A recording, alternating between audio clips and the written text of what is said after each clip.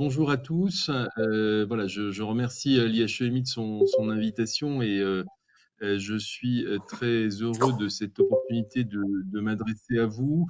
Donc sur des sujets qui évidemment impliquent énormément le corps préfectoral et les services déconcentrés de l'État. Donc à la DHUP, on a je pense, une pratique d'essayer d'animer véritablement un réseau et de s'adresser au maximum aux services déconcentrés. Mais je pense qu'aujourd'hui, ça me fournit l'occasion voilà, de présenter un certain nombre de choses à certains d'entre vous un peu dans un autre format. Et donc, c'est extrêmement utile. Et comme vous l'avez rappelé, monsieur le directeur, de certaine manière, il y aura une deuxième partie, puisqu'un de mes sous-directeurs viendra spécifiquement parler du grand sujet de la sobriété foncière et de la trajectoire vers le zéro artificialisation nette qui sera donc abordé au mois de mars.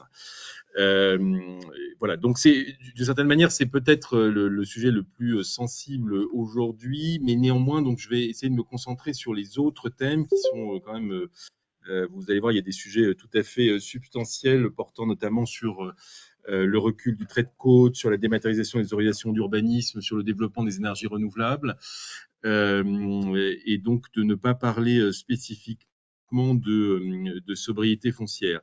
Je pense qu'en introduction, ce qu'on peut dire, c'est que le champ de l'urbanisme, c'est un domaine qui a connu au cours des 2 dernières décennies un renouvellement assez profond, puisqu'il est vraiment sorti, le droit de l'urbanisme est vraiment sorti des objectifs, disons, traditionnels qui lui avaient été assignés, la sécurité, la salubrité, la qualité architecturale et paysagère, et pour finalement être beaucoup plus relié à deux autres grands objectifs, celui de la construction de logements, avec, disons, la loi SRU et ses déclinaisons en urbanisme, et puis bien sûr la thématique très vaste de la préservation de l'environnement, et désormais de la sobriété foncière au sens large. Et donc, il est assez frappant de constater que, j'allais dire, il y a une forme de réinvestissement de l'État sur ces questions d'urbanisme au cours des dernières années. L'activité législative importante en est la preuve, et je vais en parler tout de suite, alors même qu'il s'agit simultanément d'une des plus anciennes et importantes politiques décentralisées, vous le savez. Et on avait pu vivre, disons, avec l'idée que, d'une certaine manière, l'État fixait un cadre national, mais dans une certaine mesure était moins actif, moins directif sur ces sujets, que c'était d'abord un sujet des collectivités locales. Et il me semble, et vous allez le voir avec les projets de loi que j'évoquerai un peu plus tard, que l'équilibre s'est quand même significativement modifié. Et d'ailleurs, c'est ce déplacement de l'équilibre qui peut-être crée aussi les difficultés qu'on a actuellement sur le sujet de la sobriété foncière, puisque le principal problème, en réalité, c'est que ça crée une contrainte nouvelle et importante pour les collectivités territoriales. Et indépendamment du fond, l'existence de cette contrainte est en soi une difficulté. Alors, donc je vais essayer d'aborder une série de thèmes. Bon, malheureusement, relativement rapidement, mais en essayant de me centrer sur ce que sont vraiment les enjeux d'actualité pour nous, DHUP, et donc sans doute aussi pour vous au niveau déconcentré. Voilà, en partant de l'idée que la plupart d'entre vous sont, j'allais dire, familiers des questions de base de l'urbanisme, et donc, bien sûr, on ne revient pas dessus. Alors, le premier sujet, et donc vous pouvez d'ores et déjà passer au slide suivant, c'est la question de la planification. Donc, c'est évidemment pas un sujet nouveau, le développement de la planification et donc de l'élaboration de documents d'urbanisme, mais ça mérite de revenir un instant sur ce sujet dans le contexte de la lutte contre le changement climatique, notamment. Je pense que c'est important de noter que encore aujourd'hui, si je prends les chiffres au 1er janvier 2022, on a en France, 40 ans après la décentralisation, un peu moins de 10 000 communes, donc 26%, qui sont soumises au règlement national d'urbanisme et qui donc n'ont pas de documents d'urbanisme opposables. Alors évidemment, ce sont essentiellement des petites communes dans un secteur très rural, peu dense, mais c'est quand même un nombre qui est très élevé et qui doit continuer pour les services de l'État à nous interroger. Et je pense que c'est pour nous un axe important de continuer à promouvoir l'idée que c'est pertinent pour les collectivités territoriales de se lancer dans l'élaboration des documents d'urbanisme. C'est vrai que c'est un processus qui demande de l'investissement, qui peut présenter un certain risque politique pour les élus, qui présente un coût qui n'est pas complètement négligeable. Mais nous pensons vraiment que c'est une orientation qu'il faut maintenir, notamment parce que pour les élus, c'est vraiment la seule manière d'avoir un véritable projet d'aménagement de leur commune ou à l'échelle de l'EPCI et d'avoir des outils réglementaires qui permettent ensuite de mettre en œuvre ce projet d'aménagement. Par exemple, c'est seulement si on a un PLU qu'on va disposer du droit de préemption urbain. C'est dans ce cadre aussi qu'on pourra disposer d'outils fonciers à travers des dispositifs notamment liés à des OAP. C'est aussi comme cela qu'on pourra geler quelque temps des zones constructibles afin de prendre le temps d'acquérir des terrains, d'en maîtriser l'aménagement, livrer les autorisations urbanisme en son nom propre, et non pas au nom de l'État, après avis conforme du préfet, comme c'est le cas dans les communes soumises au règlement national d'urbanisme. C'est aussi le moyen de sortir d'un principe de constructibilité limitée, alors qui, je dirais, dans son principe, n'est pas incohérent avec la politique de sobriété foncière, mais qui est un principe qui est en fait très général dans le cadre du RNU, qui ne peut pas s'appliquer de manière fine avec un zonage, et qui donc est sans doute est vraiment, enfin reste une formule qui est très, j'allais dire, minimaliste, et que donc un document d'urbanisme convenablement élaboré peut remplacer. Et par ailleurs, je pense que le dernier point, c'est que les statistiques montrent que malgré ce principe de constructibilité limitée, il y a eu une consommation foncière substantielle dans les petites communes rurales et notamment celles qui sont soumises au RNU. Et donc, en dépit des apparences, ce principe n'est pas suffisant pour assurer une véritable politique de sobriété foncière. Et donc, nous considérons vraiment que c'est important, et c'est ce qu'on s'efforce de faire, d'animer au niveau national, de poursuivre le travail de conviction à l'égard des collectivités territoriales sur l'intérêt d'élaborer des documents d'urbanisme là où ça n'est pas encore le cas. Voilà, c'est vraiment le premier sujet sur lequel je voulais insister parce que c'est une orientation qui reste importante. Alors, deuxième thème, qui est d'ailleurs lié au premier, vous pouvez avancer dans les slides, c'est la question de l'évaluation environnementale des documents d'urbanisme. Je voulais mentionner ce point parce que nous sommes dans le contexte de mise en place d'une réforme relativement récente qui est liée à la loi dite ASAP de 2020.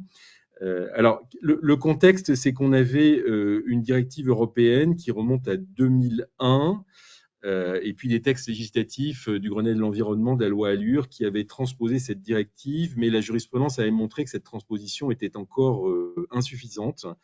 Et donc, il y a eu une réforme de l'évaluation environnementale dans cette loi ASAP, qui s'est traduite ensuite par un décret du 13 octobre 2021, qui donc a véritablement élargi l'évaluation environnementale pour la rendre donc finalement quasi systématique pour non seulement les documents d'urbanisme nouvellement élaborés, mais toutes leurs adaptations.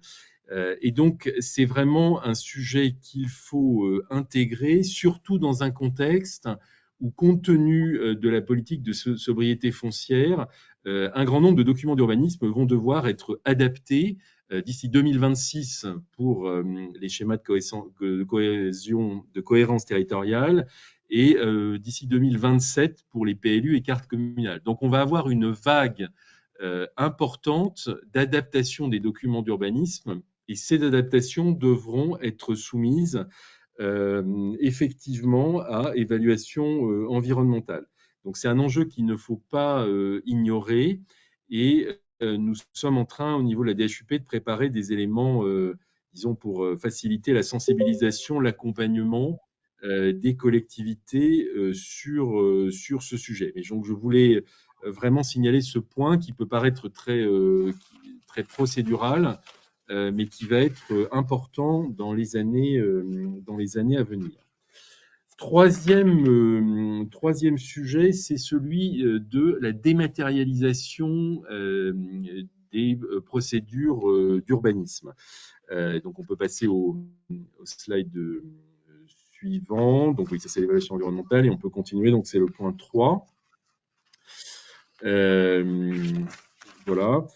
Alors, la dématérialisation des autorisations d'urbanisme, c'est aussi un sujet qui est récent, puisque ce n'est que depuis le 1er janvier 2022 que les communes de plus de 3500 habitants, donc pas la totalité des collectivités, ont l'obligation de disposer d'une procédure d'instruction dématérialisée des autorisations d'urbanisme.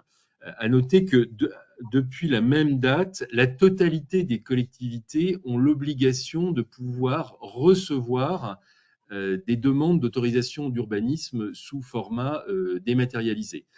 Donc, ça ne veut pas dire qu'il y a obligation de dépôt sous forme dématérialisée, ça veut dire que toute collectivité doit être capable de recevoir un dossier de demande de permis de construire sous forme dématérialisée si donc le pétitionnaire souhaite le transmettre sous cette forme.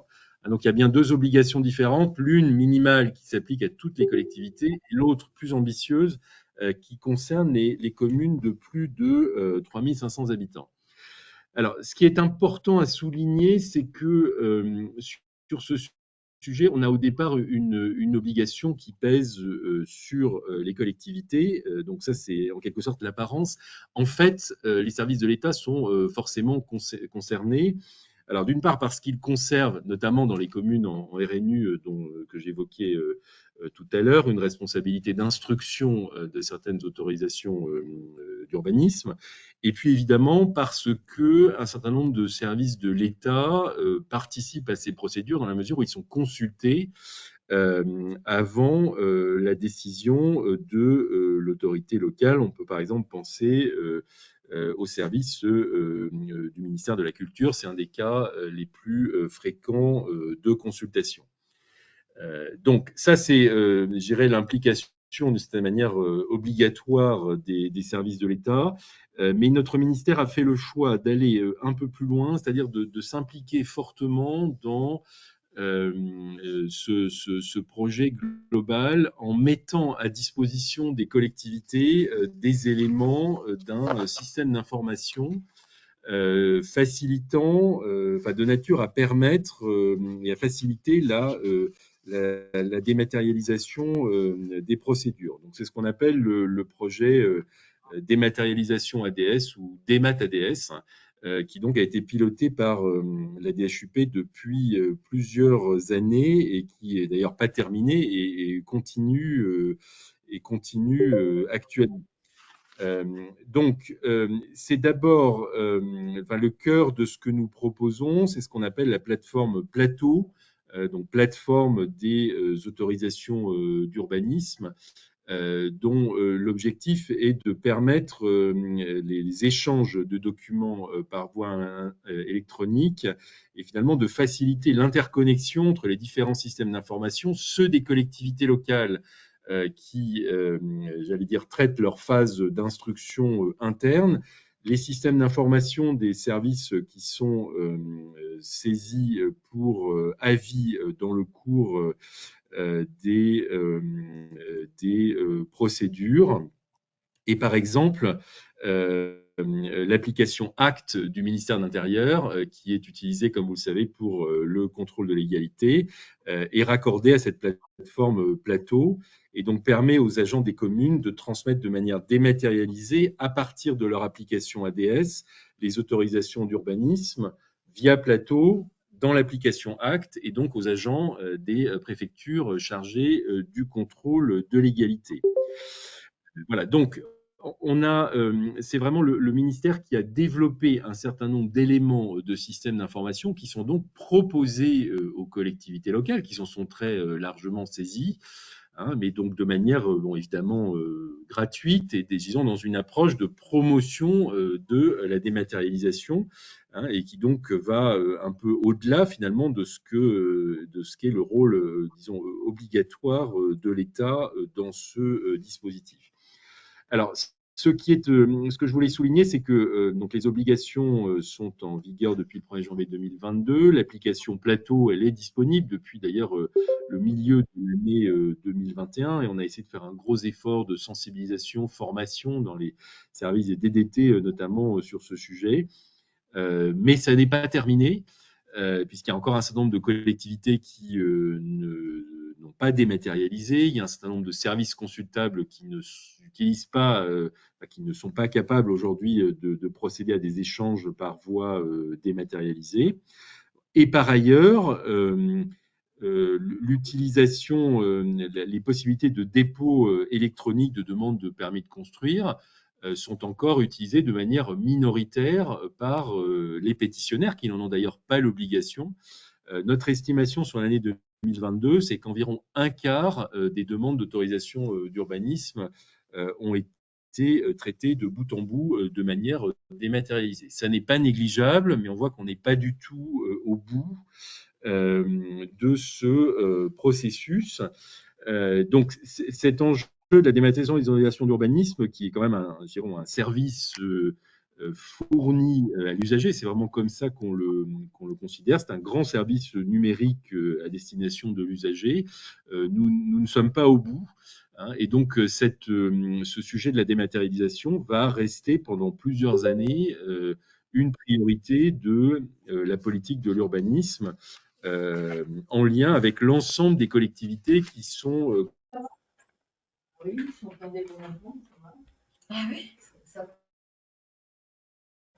concernées par l'instruction du un facteur important. Et ces collectivités utilisent d'ailleurs des logiciels qui sont différents. Et il n'y a d'ailleurs pas ni d'obligation ni de volonté d'harmoniser en la matière. Mais en revanche, il y a cette plateforme Plateau qui est là pour assurer l'interconnexion. Voilà, donc pour la DHEP, c'est vraiment un projet important. Et donc, je voulais vraiment rappeler que ce sujet de la dématérialisation, il est encore largement devant nous. Quatrième thème dans ce tour d'horizon, c'est l'adaptation du littoral au recul du trait de côte. Donc c'est typiquement un sujet d'adaptation au changement climatique. Hein, je pense qu'il faut le voir comme ça, qui s'inscrit. Alors, le recul du trait de côte peut être déjà tout à fait perceptible à court terme sur un certain nombre de territoires. On en a un certain nombre d'exemples, notamment sur le littoral atlantique, mais c'est aussi un sujet de moyen-long terme. Donc il y a vraiment en la matière une nécessité de réfléchir à long terme et dans une optique, disons, d'anticipation et si possible de planification des actions à mener face à ce recul du trait de côte. Alors, c'est un sujet qui donc a donné lieu à une traduction législative importante dans la loi d'août 2021 climat résilience, qui porte aussi la politique de sobriété foncière que j'évoquais tout à l'heure. Donc, il y a vraiment un objectif d'inciter les territoires littoraux à adapter dès maintenant leur politique d'aménagement à l'évolution du trait de côte et à l'érosion qui sont accélérées par le changement climatique. Et donc, dans la loi, il y a plusieurs objectifs. Donc, c'est vraiment ne pas anticiper pour ne pas aggraver la vulnérabilité des territoires. Par exemple, évidemment, arrêter de construire ou d'aménager dans des zones dont on peut anticiper que dans les décennies qui viennent, elles seront concernées par le recul du trait de côte. C'est commencer à apporter des solutions pour les constructions, les biens existants qui sont déjà exposés, avec des outils de maîtrise foncière qui ont été revisités. C'est limiter l'exposition des nouveaux biens, des nouvelles constructions, et c'est plus largement accompagner des projets de recomposition spatiale dans les zones, vers les zones non exposées à l'érosion, puisqu'on a vraiment un certain nombre de territoires dans lesquels ce qu'il faut organiser, c'est probablement un déplacement de certaines zones aujourd'hui construites ou aménagées et qui vont être exposées au recul du trait de côte, j'allais dire vers des zones qui seront plus éloignées et qui, elles, ne seront pas exposées. Hein, donc, on voit bien l'énorme complexité que ça va représenter. Ça impose des constructions nouvelles, ça impose d'inciter puis de contraindre des propriétaires et des activités à changer d'implantation. Donc c'est vraiment des choses qui vont être très délicates, complexes juridiquement, qui comportent un aspect financier qui n'est pas complètement réglé aujourd'hui et qui vont être sans doute assez sensibles à gérer aussi bien pour les collectivités concernées que pour les services de l'État. Donc la loi de 2021 a été complétée par une ordonnance du 6 avril 2022 qui a créé un certain nombre d'outils juridiques nouveaux. Le bail réel d'adaptation à l'érosion côtière, notamment, a prévu des possibilités de dérogation exceptionnelle à la loi littorale pour justement faciliter des opérations de relocalisation de biens ou d'activités menacées. Et puis, un décret d'avril 2022 a établi une liste des communes impactées par le recul du trait de côte. Alors, c'est une liste qui n'est, je dirais pas définitive, évidemment, elle est appelée à évoluer, à être complétée progressivement. Elle comprend quand même déjà 126 communes. Si vous la consultez, vous verrez qu'elles sont assez réparties sur les différentes parties du littoral, en métropole et en outre-mer. Donc voilà, le simple fait de désigner ces communes a été nécessité une concertation et qui n'a pas été très simple, montrant le fait qu'on est là sur un sujet qui est très sensible et qui va devoir qui est un sujet de long terme et dont l'État, les services déconcentrés de l'État doivent s'emparer pour accompagner les collectivités locales. Donc là c'est vraiment, j'allais dire, une thématique finalement quand même assez nouvelle qui vient d'arriver et d'être vraiment transcrite juridiquement dans le droit de l'urbanisme. Je pense qu'il faut vraiment le considérer comme tel et qui va donc s'imposer pour les années qui viennent. Cinquième point que je voulais aborder, donc c'est le slide suivant. C'est la question de l'aménagement commercial. Alors ça, c'est un sujet qui pour le coup n'est vraiment pas nouveau. On est dans le cadre d'un droit de l'aménagement commercial qui est assez ancien et dont vous avez sans doute, pour un certain nombre d'entre vous, des éléments de pratique au niveau déconcentré. Alors, ce qui est notable dans l'actualité, c'est d'abord les programmes territorialisés comme Action Cœur de Ville ou Ville de demain, qui ont comme objectif important la revitalisation des centres-villes, et notamment des villes petites et moyennes, à travers notamment la préservation ou le renforcement du tissu commercial. Donc, c'est des choses que vous connaissez sans doute, mais on est dans une phase où le programme Action Cœur de Ville va connaître une nouvelle phase. Donc, il est prolongé pour donc la mandature qui vient de démarrer. Et donc, ça va rester un objectif important. Si on regarde l'aménagement commercial sous l'angle de la politique de sobriété foncière, La question qui va se poser, c'est de mieux utiliser les zones commerciales qu'on connaît tous, donc en périphérie des villes, qui sont des zones qui sont généralement monofonctionnelles, de faible qualité, souvent en réalité aussi de faible densité, et qui doivent être considérées pour l'avenir comme des réserves foncières qui finalement vont pouvoir être potentiellement réutilisées pour construire du logement, pour densifier la présence d'activités lorsque c'est pertinent, le cas échéant aussi pour des infrastructures, et qui pourront donc éviter d'aller consommer des zones naturelles agricoles et forestières. Il y a vraiment une réflexion à mener qui est un axe important de réutilisation pertinente de ces zones commerciales. C'est un sujet dont les collectivités locales et les élus se sont emparés, qu'il faut que l'État accompagne, mais qui va rester important dans les années qui viennent. D'ailleurs, si on compare au thème précédent, autant le trait de côte, c'est un sujet qui est encore un peu j'allais dire, émergent aujourd'hui, autant l'aménagement, enfin, la recomposition du tissu commercial, le réaménagement des zones commerciales, c'est un sujet qui est aujourd'hui beaucoup mieux approprié.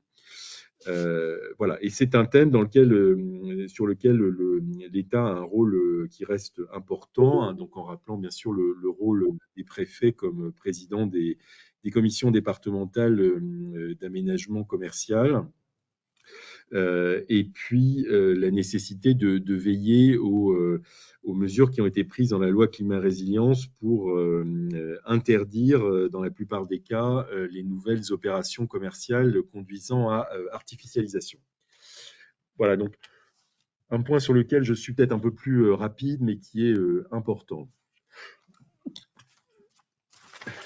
Ensuite, un mot sur les questions d'implantation des installations de production d'énergie renouvelable.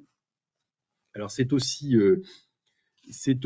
un thème complètement d'actualité, puisqu'est en cours d'examen au Parlement actuellement un projet de loi dit d'accélération des énergies renouvelables, qui a fait l'objet d'une première lecture dans chacune des deux assemblées à l'automne 2022 et qui devrait être examiné en commission mixte paritaire dans quelques semaines, donc avec une adoption définitive possible au cours du premier trimestre 2023. Donc, comme vous le savez, c'est un des piliers de la politique énergétique française, telle qu'elle a été notamment exposée par le président de la République dans son discours de Belfort en février 2022. Hein, donc on a, je dirais, deux grands piliers, le nouveau programme nucléaire dont je parlerai juste après, le développement des énergies renouvelables, et puis évidemment les questions de sobriété énergétique par ailleurs. Mais donc, s'agissant de la production d'énergie, c'est un objectif très fort d'accélérer le déploiement des installations de production d'énergie solaire et puis d'éoliennes terrestres et d'éoliennes en mer. C'est un sujet sur lequel la France est plutôt en retard par rapport à nos partenaires européens et n'a pas pu atteindre à temps les objectifs qui étaient fixés par une directive européenne sur ce sujet.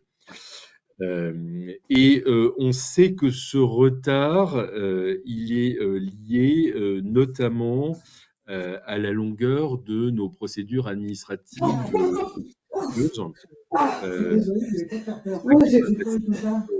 Oui, merci. Excuse-moi, c'est parce que je venais de fermer la porte et j'ai ouvert et je n'ai pas fermé le micro, s'il vous plaît. Désolée. Oui, non, mais je suis désolée, mais je suis très émotive. Excusez-moi, il y a un micro qui doit être fermé. Merci. Voilà. On entend une conversation, merci. Donc on sait qu'il faut environ 5 ans de procédure pour construire un parc solaire, alors que celui-ci ne suppose d'un point de vue pratique que quelques mois de travaux. Il faut 7 ans pour un parc éolien et près de 10 ans pour un parc éolien en mer. Et donc sur ce dernier thème qui fait beaucoup, qui donne lieu à beaucoup de débats. Nous avons aujourd'hui encore un seul parc en mer qui est en état de fonctionnement. Hein. Donc, c'est un point qui illustre particulièrement la longueur des procédures. Alors, le projet de loi qui est en cours, il porte un certain nombre de simplifications procédurales qui visent donc à réduire les délais. Alors, ce sont des sujets qui ont été extrêmement débattus au Parlement. Et il faut reconnaître qu'en l'état, le débat parlementaire conduit à un texte qui probablement ne va pas aussi loin que ce que le gouvernement avait souhaité initialement. Voilà, qui montre à quel point ce thème est débattu, sensible, comme vous le voyez dans de nombreux territoires. Et c'est vrai que les parlementaires ont souhaité conserver tout un tas de garanties et notamment de compétences des collectivités locales, en particulier sur le sujet de l'éolien, mais c'est vrai également sur le sujet du solaire. Donc, ce texte n'est pas définitif, mais il comprend donc, notamment, c'est son article 3, des mesures pour simplifier les procédures liées aux documents d'urbanisme afin de favoriser le déploiement des énergies renouvelables. Il vise aussi à mettre en cohérence les procédures de participation du public au titre de l'évaluation environnementale pour simplifier les procédures d'autorisation en matière d'énergie solaire. Il comprend aussi quelques dérogations à la loi littorale pour permettre d'installer en discontinuité urbaine des installations photovoltaïques et aussi d'ailleurs de production d'hydrogène renouvelable. Il ouvre la possibilité de déroger au principe d'urbanisation en continuité en montagne pour permettre l'implantation de centrales photovoltaïques au sol. Et puis comprend un ensemble de mesures qui faciliteront aussi le déploiement des éoliennes en mer et notamment leur raccordement et la création des installations qui sont nécessaires au raccordement sur le littoral. Voilà, donc un ensemble de mesures procédurales plutôt atténuées par le débat parlementaire, mais qui ne vont pas non plus, disons, fondamentalement modifier la répartition des compétences en matière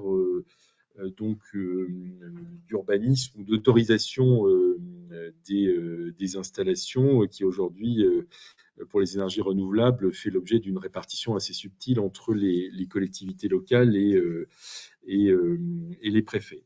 Bon, toujours est-il qu'au-delà de ces adaptations législatives, on voit bien que, de manière plus large, l'accompagnement par l'État du déploiement des énergies renouvelables, c'est un sujet extrêmement important et qui va être très très présent dans les prochaines années.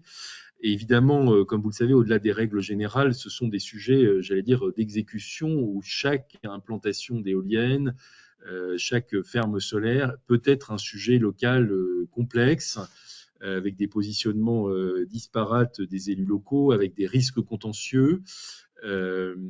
Et donc, ça va être de toute façon une thématique assez fondamentale pour les années qui viennent. Dernier thème, peut-être que je souhaitais aborder, c'est donc le deuxième pan finalement de la politique énergétique, c'est le nouveau programme nucléaire dont le président de la République avait également présenté le principe dans son discours de Belfort. Donc, il y a sur ce point donc l'objectif de lancer de manière rapide la construction de 6 nouveaux réacteurs sur 3 sites qui se feront disons par extension de sites nucléaires existants, donc en tout cas 6 EPR, et ça n'est sans doute qu'une première tranche, et il y aura d'autres implantations qui seront mises en place un peu plus tard. Et donc, pour faciliter et surtout tenir les objectifs de délai, un autre projet de loi, donc accélération du nucléaire, est en cours d'examen au Parlement. D'ailleurs, la première lecture au Sénat commence aujourd'hui même. Et donc, ce texte sera probablement définitivement adopté avant la fin du premier semestre 2023. Alors, il ne concerne donc qu'un nombre limité de projets. En revanche, le dispositif juridique va assez loin dans une logique d'accélération. En particulier, il prévoit de dispenser, il prévoit finalement qu'il y aura une sorte d'autorisation unique pour les projets de réacteurs, en supprimant l'autorisation d'urbanisme stricto sensu. Donc la vérification de la conformité aux règles d'urbanisme sera faite, mais dans le cadre de l'instruction d'une autorisation plus globale. Donc ça, c'est un point très important et qui n'est pas, qui est tout assez inédit en fait en matière d'urbanisme. Le deuxième point, c'est une centralisation de la délivrance des autorisations et une centralisation aussi de la mise en compatibilité des documents d'urbanisme. Donc, pour être clair, tout sera fait par décret. Donc là aussi, c'est relativement inédit. Ça s'applique à des projets en nombre réduit et qui ont une importance stratégique. Et le fait de tout faire par décret devrait notamment avoir comme conséquence de réduire les phases contentieuses, puisque s'agissant de décrets, ils ne pourront faire l'objet que d'un recours devant le Conseil d'État en premier et dernier ressort. Donc vous voyez que le fait qu'il y ait un seul niveau de juridiction est un point quand même tout à fait décisif pour gagner du délai sur des projets sur lesquels il est extrêmement probable, voire quasi certain, que des recours soient déposés. Et enfin, dernier point, il y a aussi dans ce texte quelques dispositions concernant la loi littorale, dans la mesure où dans les sites, au moins un, donc en Seine-Maritime, sera en bord de mer pour donc 2 EPR sur les 6 de cette première tranche. Et comme je l'ai dit, 8 autres derrière sont actuellement à l'étude. Voilà, donc ce projet de loi nucléaire, je dirais, il a un